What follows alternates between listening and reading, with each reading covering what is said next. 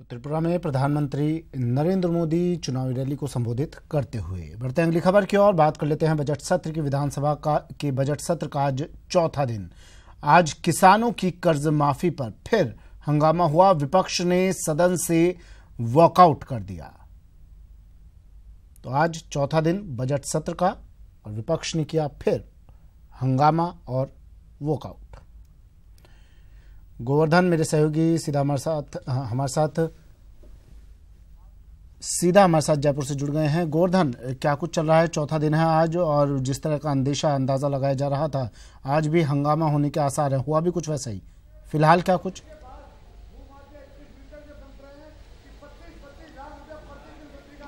बिल्कुल, देखिए, प्रश्नकाल में जहां कर्ज माफी से जुड़े हुए सवाल को स्थगित करने पर हंगामा हुआ, उस पर कांग्रेस ने प्रश्नकाल का बहिष्कार किया और यहां तक कि जो प्रश्नों की सूची होती है उसको भी फाड़ करके फेंक दिया गया था और उसके बाद सदन में हंगामे की स्थिति बन गई। शून्यकाल में भी शुरुआत हंगामे के साथ में हुई। दलित अत्याचारों के मुद्दे पर कांग्रेस ने हंगामा किया।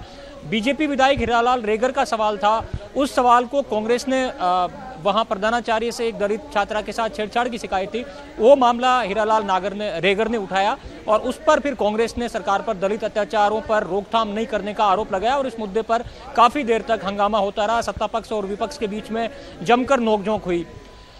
ये हंगामा तकरीबन 10 से 12 मिनट तक चला। बाद में जो शून्यकाल में दूसरे महत्वपूर्ण मुद्दे हैं उन पर सदन में चर्चा शुरू हो गई है। बजरी खनन पर जो रोक लगी है सुप्रीम कोर्ट की, उसको लेकर के कांग्रेस के विधायक हैं श्रवण कुमार, उन्होंने खान मंत्री को घेरने का प्रयास किया। इस दौरान जवाब देते हुए खान मंत्री की थोड़ी जुबान भी फिसल गई। खान मंत्री ने यह कह दिया कि अवैध खनन में उन्होंने कोई कोर्ट बाकी नहीं रखी, कोई कसर बाकी नहीं रखी। तो इस पर भी सदन में काफी चुटकियां ली गई कि खान मंत्री खुद ये मंजूर कर रहे हैं कि अवैध खनन में कोई कसर बाकी नहीं रखेगी। हालांकि जो अवैध खनन, बजरी के खनन पर जो रोक का मामला है, उसको लेकर के खान मंत्री का कहना था कि 23 फरवरी को सुप्रीम कोर्ट इस मामले में फैसला कर देगा और शायद सुप्रीम कोर्ट से जो सरकार की याचिका है उसके आधार पर बजरी खनन से जो रोक है वो हटने पर कोई सुप्रीम कोर्ट फैसला कर दे। बजरी खनन के मामले को लेकर के जो श्रवण कुमार ने मामला उठाया था, श्रवण कुमार खुद हमारे साथ जुड़ चुके हैं। श्रवण जी, बजरी खनन पर जो रोक है सुप्रीम कोर्ट की, उसको लेकर के आपने मामला उठाया था, क्या था पूरा मामला? मामला ये था कि बजरी बंद क्यों हुई।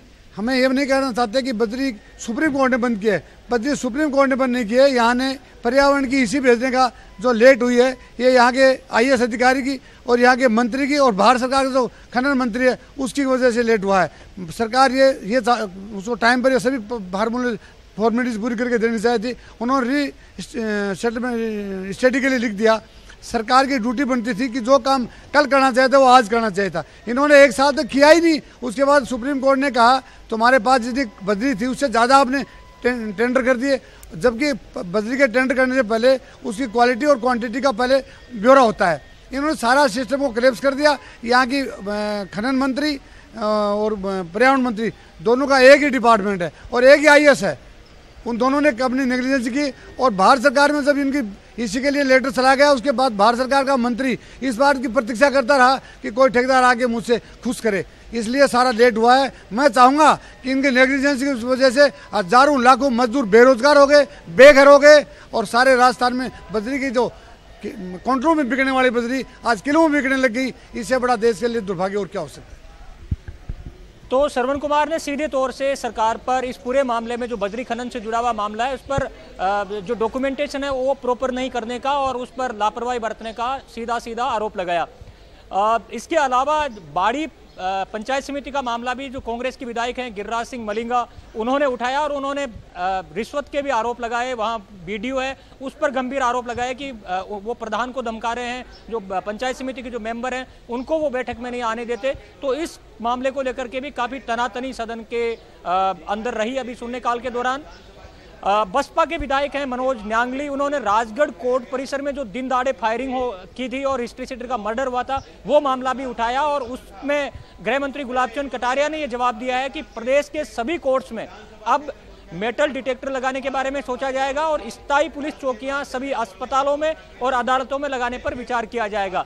ये बड़ी बातें शून्यकाल में जो कार्रवाई अब तक चली है उसमें निकल के सामने आई हैं। जी गोवर्धन, लेकिन सवाल ये है, क्या विपक्ष को कोई और तरीका नजर नहीं आता है अपनी बात रखने का? क्यों हर बार हंगामा, क्यों हर बार शोर शराबा, वॉकआउट, या सिर्फ ये इसे अगर दूसरे शब्दों में कहूं, सिर्फ इसे दिखावा कह लें, जनता तक अपनी बात पहुंचाना, जनता तक ये दिखाना कि हाँ विपक्ष आपकी कितनी सोचता है, बिना शोर शराबे की भी बात रखी जा सकती है।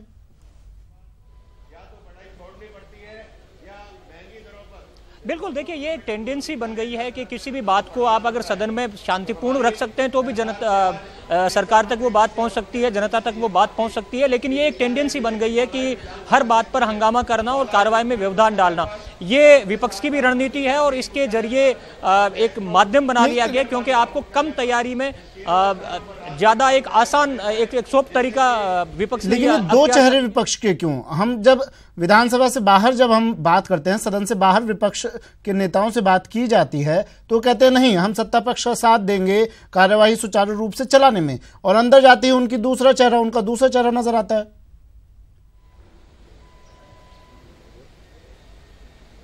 बिल्कुल, देखिए ये कुछ विपक्ष हो चाहे कोई भी पार्टी जो विपक्ष में रहती है, ये एक राजनीतिक सबकी मजबूरियां भी होती है। इनकी जो विधायक दल की बैठकें होती है उनमें ये तय हो जाता है कि किस मुद्दे पर हंगामा करना है, किस मुद्दे को कितना खींचना है, और इसी की परिणति ये होती है कि विधानसभा में फिर हंगामे होते हैं, बात बात में तनातनी होती है, जबकि जो इशू है जिसको पूरी तैयारी और पूरी रिसर्च के साथ जिस तरह रखना चाहिए था वो रख नहीं पाते और बातें हंगामे में दबके रह जाती है। चलिए, शुक्रिया गोवर्धन तमाम जानकारी के लिए। गोवर्धन मेरे सहयोगी हमारे साथ जुड़े और बता रहे थे विधानसभा की कार्यवाही, और आज भी विपक्ष ने हंगामा किया और वॉकआउट कर दिया।